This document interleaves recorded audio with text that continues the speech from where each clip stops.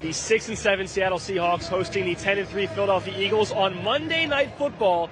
But here's the story. It wasn't supposed to be tonight. This game was scheduled for Sunday afternoon, but they were flexed a full day into this Monday night schedule, pushing out the Chiefs and Patriots, a first in NFL history. Lee, it's been a whirlwind of a week for Oregon volleyball. The Ducks lost a 4-set thriller to Wisconsin at regionals this weekend. For the Oregon seniors, their championship hopes are over, but their professional dreams are just getting started. Everyone was asked their favorite superheroes. Yeah. You said Scooby-Doo. Sure. I didn't realize Scooby-Doo was a superhero. Can you kind of explain his superhero lore? I mean, well, first off, he's a dog, right? And he can talk. When LeBron James and the Lakers are in town, you got to assume that's the biggest story, right? Well, maybe not for this year's Blazers. The first time without Damian Lillard, the first time with an NBA in-season tournament, and the first time with a court as bright and exuberant as this one. The quarterback and running back duo joining me now live in studio. Connor, I'll start with you. Running the show at quarterback, what made this offense flow the way it did all season? Probably just all 11 guys doing their jobs. All for the community, just getting involved with the Blazers, getting involved with the LaPine Community Center, and just having fun is what it's all about. We'll be here for a little bit longer. We'll have a full story for you back tonight at 6. Oh, it just was long. They are the underdogs in this one. They're the 4th-ranked team in the state, the Mountain View Cougars, the #1 ranked team here in 5A in the state of Oregon at Oregon State in Research Stadium. Oh, my goodness, I didn't even see this. Thank you, sir. Your thoughts? Oh, so well said. So well said. Now, Beaver fans, listen to this man right here. He knows what's going on. Well, Noah Chast joins us now for today's sports report. Noah, we're just a few days now from the high school state football championships. Yeah, Lee, we are, and the Mountain View Cougars are representing Central Oregon in the high desert on the biggest stage. And guess what? You can help give the Cougars a big Central Oregon send-off if you'd like. The team heads to Hillsborough Stadium early Friday morning. Families, friends, and community members are invited to send off the team at 7:45 from Mountain View High School. Local police and fire departments will be there as well. And if you're not too full after Thanksgiving, come on by the high school and support the undefeated Mountain View Cougars on their state championship run. The Caldera Wolfpack did not make the state finals, but you can watch 2 state championship games at the Wolfpack Stadium. Caldera plays host to the 4A and 1A state finals on Saturday. For the 1A championship, Lost River takes on Crane at 1 p.m. And in the 4A final, Marist Catholic plays Henley at 5 p.m. Caldera hosted the 1A semifinals last weekend and is the most logical travel-wise site for the schools playing in the finals. Athletic Director Dave Williams told me actually if Summit would have made the finals to face Mountain View, they most likely would have hosted that 5A finals. Thank you, Lee. And like Matt said over at Immersion Brewing here at Vincennes, it's just as beautiful, a perfect day to start off the summer with the Bend Elks baseball season. I have the Elks dugout right behind me. They're getting ready, and they're really excited for this game to be here in the nice weather, and they're prepared really for anything. Let's see how prepared they really are. Oh, they're ready for everything. They're catching that ball that they're going to do all game today. That was Ryan. He's actually pitching tomorrow, so he's on the bench today. I caught up with the coach of the Bend Elks to see how prepared he is for this season and how excited he is for this brand new turf that's on the field. A young man from Bend is spending his free time as a personal trainer, but not just for anyone. Noah Chast joins us now to explain. Noah? Lee, if Luke Williams is your trainer, you have to be strong and know how to have some fun. The Mountain View grad only trains kids with disabilities, and he has a pretty special reason why. Great job. Killing it, Abby. Boom. Up top. 19-year-old Luke Williams, a certified personal trainer, likes to push Abigail Hamer during their workouts at Boss Sports Abby. Performance. Too heavy. It's heavy. You're almost there, girl. I believe in you. Abby has Down you go. syndrome, and she's one of Williams' many clients he trains through specialty athletic training. There's just a wide spectrum of disabilities, and so I think that's the biggest thing. Is it's not just one niche little thing. It's a broad thing. The OSU Cascade student has a familiar connection to people with disabilities. My older brother actually has special needs. He has cerebral palsy with a little bit of brain damage. I've always looked after him, and he's always looked after me. After volunteering for the Special Olympics, he knew helping people like his brother Logan was something he wanted to do more often. So I think the moment I stepped in that first class of helping everyone out. Now he trains kids like Abby every week, and they seem to like it. he's funny, and he keeps telling me jokes a lot. I think you got to bust out some dance moves. Joking aside, Abby's here to get fit. I like doing the bicep curls. 5, great job, Abby. 8, 9, one more. 10. Woo. Up top, girl. Boom! Who's stronger, you or him? Me. You? Yeah, I thought so. Woo! Helping kids like Abby get strong and confident is why Williams does it. It means the world, honestly. It's I can't even begin to describe how amazing it feels. I think I've honestly learned more from them than they've learned from me. That's a double high five moment. Williams is 1 year away from earning his bachelor's degree in kinesiology from OSU Cascades, and he currently has 14 clients of all age ranges training 3 days a week. And it was truly a pleasure to speak with Luke and Abby as well. That's a terrific story. Really is. Terrific people. Bend and Caldera, all of these students and fans here in pink, all supporting Casey Cox. The 23-year-old assistant coach was diagnosed with breast cancer just last year. And while she's through the toughest moments, she's now trying to help anyone else that could be going through the very same thing. When anyone hears cancer, they freak out, rightfully so. 2018 Bend High grad Casey Cox started coaching volleyball at her alma mater last fall. A few months into the season, she felt a lump while in the shower. A former teammate's Instagram post about self-breast exams inspired her to take another look at East Cascades Women's Group.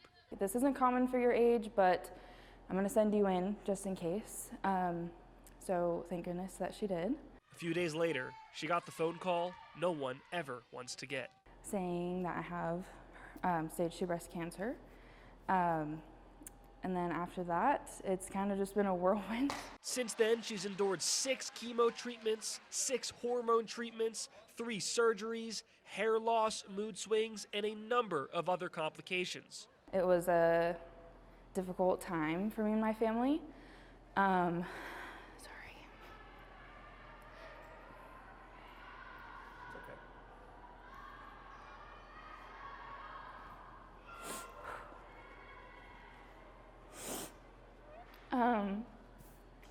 But I am just happy that, wow, this is harder than I thought. I'm here now, and I'm so grateful for that. Casey made it over the hump, as she puts it, rallying around her friends, family, and the volleyball community. She's one of the toughest kids I've ever met, I've ever coached, mentally, physically. She's always that go-to person. While playing at Bend, Casey was coached by now Caldera head coach Alicia Rowe and current Bend High head coach Kristen Cooper. Casey was a special player. She started coming to our Bend High camps when she was in the 3rd grade. So I've known her for a long time. Casey won back-to-back state titles with Bend and played collegiately at Eastern Oregon. Now she works as a counseling secretary at Caldera and coached their varsity players in club last winter. Casey wants to use the attention she's getting with this pink out to encourage other girls and women to get their bodies checked, even if they feel they're too young to have breast cancer. A lot of people think that it can't happen to them like I did, but it can happen to anyone. If I can help one person, then that's all that matters to me.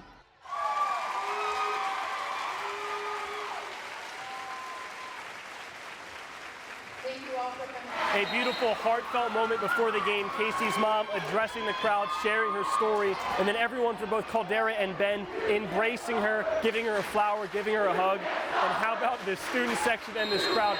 Everyone wearing their pink out shirts, a lot of them wearing this shirt right here. It was sponsored by Bend or made by Bend. In this family, no one fights alone. On the other side, Casey's Fight Club.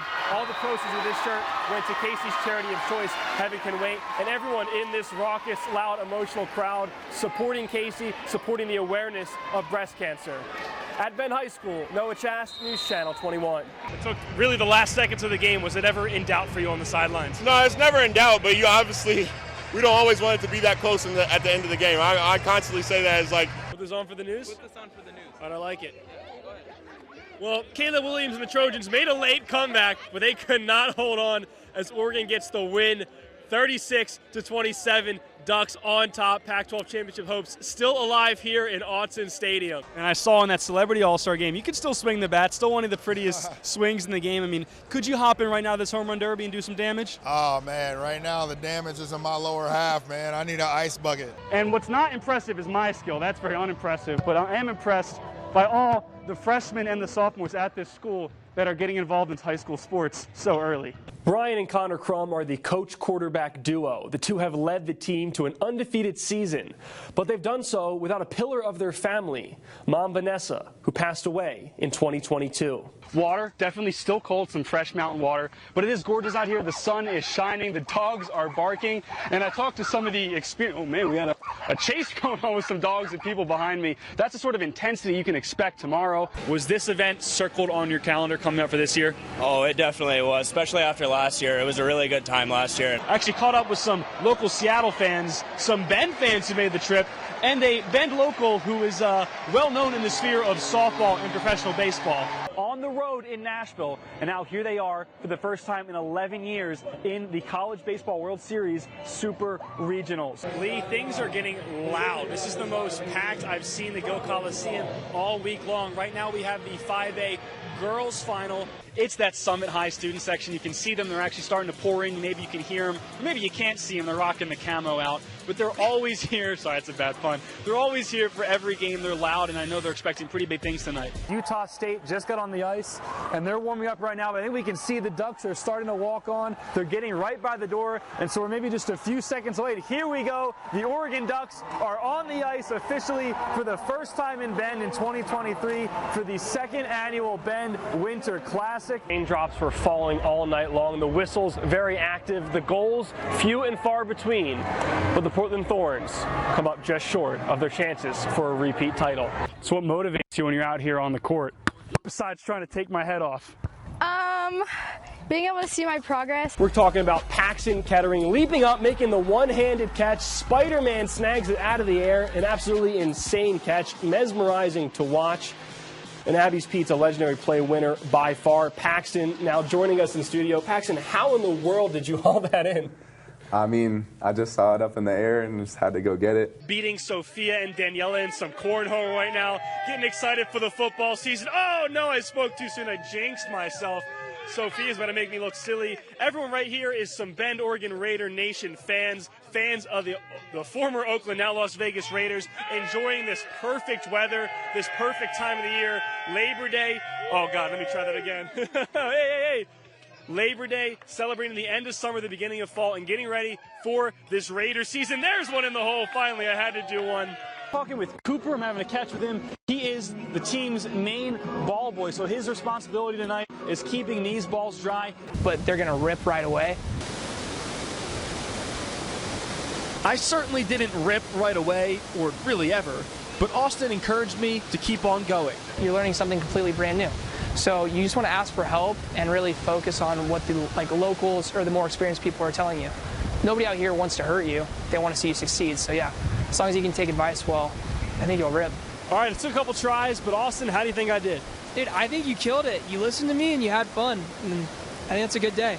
Well, Austin, you were a stellar teacher, and we wish you the best of luck making your way to Washington. Very uncharacteristic for Connor Crum and this Mountain View offense. I talked to the head coach, Brian Crum, about that slow and sloppy start, and he said they just weren't playing it themselves. They were tense and needed to loosen up. He thinks maybe having that first home game, first playoff energy maybe got to them a little bit, but what he was really proud of is how they responded in the second half. They grouped together, played more like they know how to play. The defense was shut out in the second half, and the offense lit it up as they usually do.